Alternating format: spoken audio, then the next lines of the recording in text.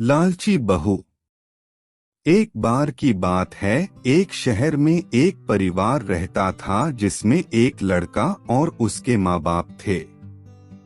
वह बहुत अमीर तो नहीं थे, लेकिन उनमें प्यार बहुत था। कुछ दिनों के बाद उस लड़के की शादी हो गई। उसकी शादी सलोनी नाम की लड़की से हुई। वह बहुत लालची थी। वह अपने पति को किटी पार्टी में जाने के लिए बार बार नए कपड़े और गहने लाने को बोलती थी। उसके पति ने उसको समझाया कि अपने बराबरी वालों से ही दोस्ती करना चाहिए। अगर तुम महीने में 10 बार किटी पार्टी में जाओगी तो तुमको हर बार नए कपड़े और गहने कौन दिलाएगा। लेकिन वह अपने पति से ही झगड़ा करना शुरू कर देती थी और बोलती थी कि अगर मैं नए कपड़े गहने पहनकर नहीं जाऊंगी तो मेरी सहेलियां मेरा मजाक उड़ाएंगी। तुम ज्यादा कमाने की तो सोचते नहीं, बल्कि मुझे ही रोकते रहते हो। इसके बाद वह अपनी सास के पास गई और बोली, माँ जी, आप मुझे अपने गहने दे दीजिए, मुझे किटी पार्टी में पहन कर जाना है।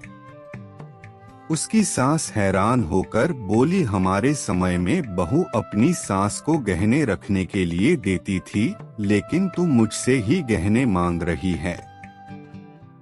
उसकी इन हरकतों से सारा परिवार दुखी था। एक दिन सलोनी की सहेली शिल्पा घर आई। उसने सलोनी की सास से सलोनी के बारे में पूछा। उनने बताया कि सलोनी पार्टी में गई है। शिल्पा ने सलोनी की सास से पूछा, आप इतनी दुखी क्यों दिख रही है। तब उनने सारी बात बताई कि सलोनी किस तरह बार बार नए गहने और कपड़े की डिमांड करती है और सारे पैसे इन पर ही खर्च कर देती है। वह शिल्पा से पूछती है कि ज्यादा जरूरी क्या है, रोटी या ये दिखावा। शिल्पा ने कहा कि जरूरी तो रोटी ही है, लेकिन सलोनी को यह बात समझानी होगी। सलोनी की सास ने पूछा, वह कैसे। इसके बाद शिल्पा ने कहा, देखते जाइए। शिल्पा ने अपने जितने भी गहने और नए कपड़े थे सब लाकर सलोनी के घर रख दिए और उनका सारा राशन और फर्नीचर लेकर अपने घर चली गई। जब सलोनी घर आई तो अपने अलमारी में नए गहने और कपड़े देखकर बहुत खुश हुई। इसके बाद वह अपनी सास से बोली, यह किसके है। तो उसकी सास बोली, यह सब तेरे हैं, तुझको अब जितना बदल कर पहनना है पहन ले। सलोनी उनमें से नए कपड़े और गहने पहनकर घर में घूमने लगी। कुछ देर के बाद वह जब रसोई में गई तो उसने देखा कि घर का सारा राशन गायब था। राशन के डिब्बों में गहने थे।